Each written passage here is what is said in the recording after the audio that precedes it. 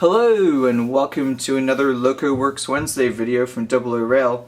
Today in the works we have two APT power cars. These are used second-hand. One of them I got just standalone by itself. The other came in a set from Hatton's with a broken pantograph, so I will be fixing the pantograph in an upcoming video. But for today what we're going to do is basically disassemble them, get the motors working properly. They kind of screeched a little bit, so I assume they need some lubrication, maybe some cleaning. They may need new brushes, I'm not sure yet. I'm also going to be using the GoPro to try to give us some different angles, so hopefully my big old hands don't get in the way anymore and you guys can get a better look at things. Let me know what you think of the new angles with the GoPro as we film it. And if you like something or don't like something, just let me know and we can adjust it going forward. Alright, so first off I'm going to show you exactly what happens with these, and then we'll go about taking it apart and doing the repairs.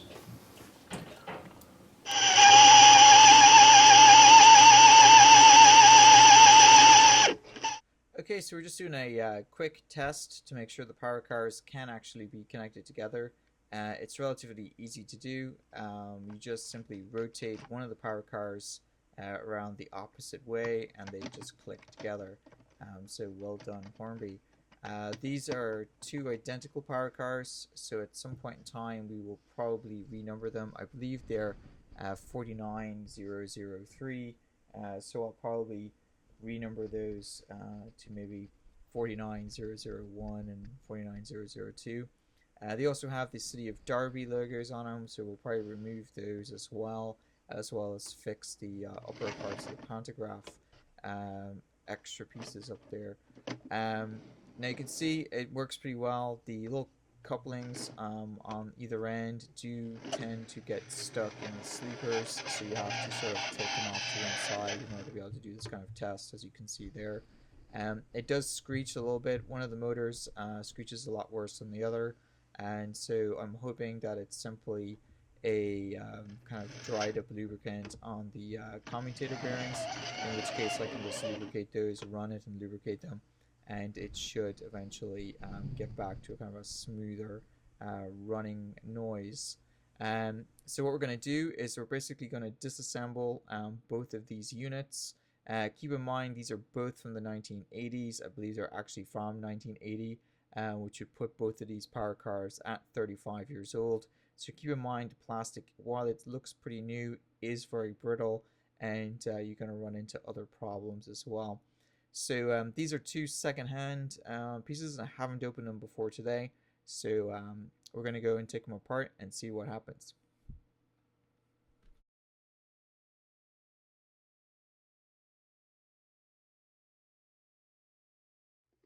So it didn't take very long for us to run into a problem. Here you can see the pantograph is actually stuck. Now the pantograph mounts into a base plate that's screwed onto the top of the ringfield motor. And normally all you have to do is grasp either side of the base and rock it back and forth. Unfortunately the base plate was loose, so when I tried to rock it back and forth I was actually rocking the motor as well, so it wasn't coming loose. We were able to fix that though. Okay, so the first problem we've run into is this pantograph here is connected to a small ledge that's basically right in here, and this connecting piece is actually not screwed in properly, it's loose. So we weren't able to pull this out as we normally did. So to get the pantograph out, I ended up taking a pair of pliers, very carefully slotting them in between here and then just squeezing and pulling the pantograph off. It did have to use a little bit of force, but I was able to get the pantograph off without causing any damage to it.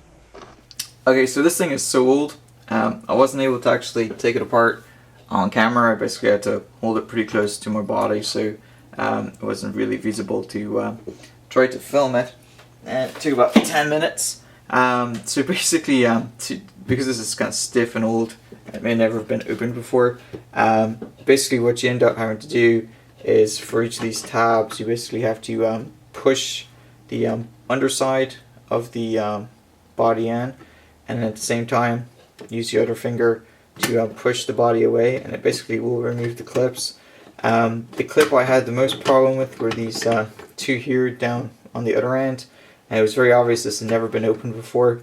And this particular model is about from 1980, so you're looking at least 35 years old. So it just the plastic was not flexing at all. So it took a few minutes. What I was able to do though was once I had it up at about this kind of angle, I was able to get my finger in behind there, and I kept kind of prying while pushing on the other side with my thumb, and it eventually popped off. And so what you're left with is basically this. So what we're going to do today is continue to disassemble this and then take a look at the motor assembly. To disassemble and get the motor out, it's very easy. You just, it's very easy.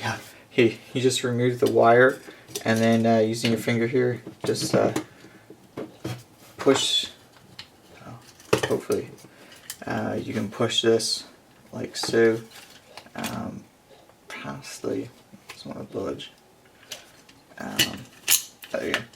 So, and don't have to do it on the other side, but basically just wiggle it until it falls out. Basically, is what you're going for. So this motor is quite dirty. You can see here at the top where the screw was, where this was loose with the pantograph, causing it to not allow the pantograph to be removed. So next up is to kind of clean this up a little bit. You can see here it's in not too bad a shape, but you definitely do with a bit of cleaning. So let's go ahead and clean this one up.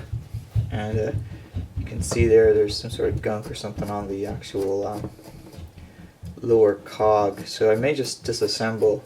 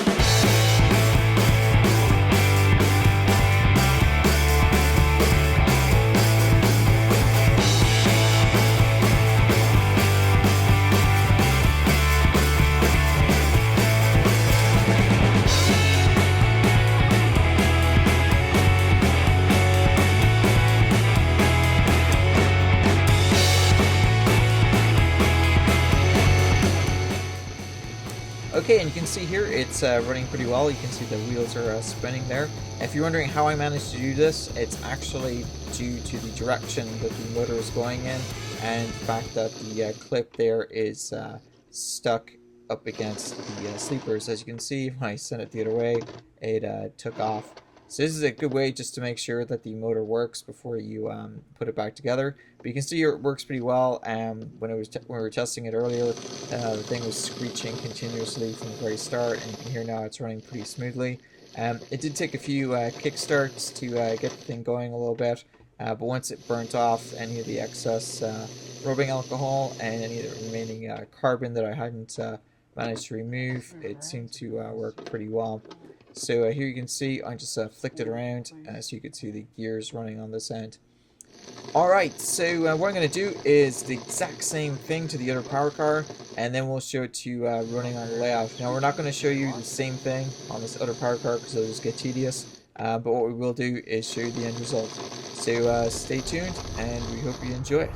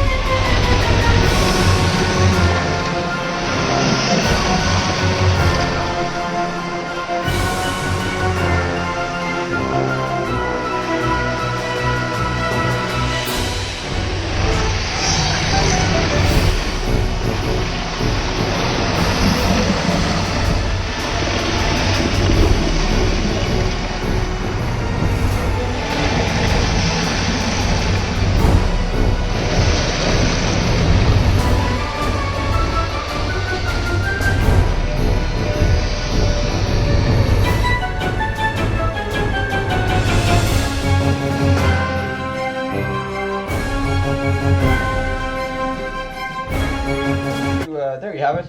That's the intercity APT running the two power cars. You can see here that the front power car was still graining a little bit and squealing a little bit, so I suspect I'll need to take the motor apart again and replace the brushes, so I'll do that in an upcoming video. But for now it's running pretty okay, aside from the annoying noise, so I will sort that out in a couple of weeks. But like I said, I do apologize. There's a few unforeseen circumstances with this week's Workshop Wednesday, but hopefully we got it out almost on time. Alright, so I'm going to leave you with a couple of more shots of the APT, and hope you enjoyed the video. And until next time.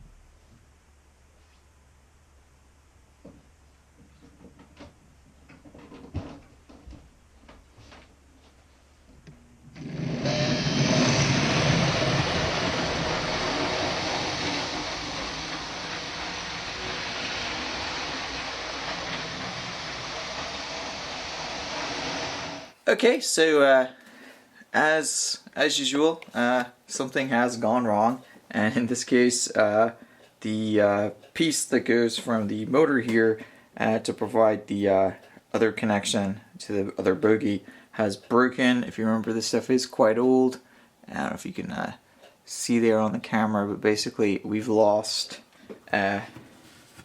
one side of the connector. So that's okay. It just so happens that I thought of this particular scenario, and I have quite a few alternative connectors. So what I'm going to do is just basically strip off another piece of wire, solder two new connectors to it, and just build a new cable for it.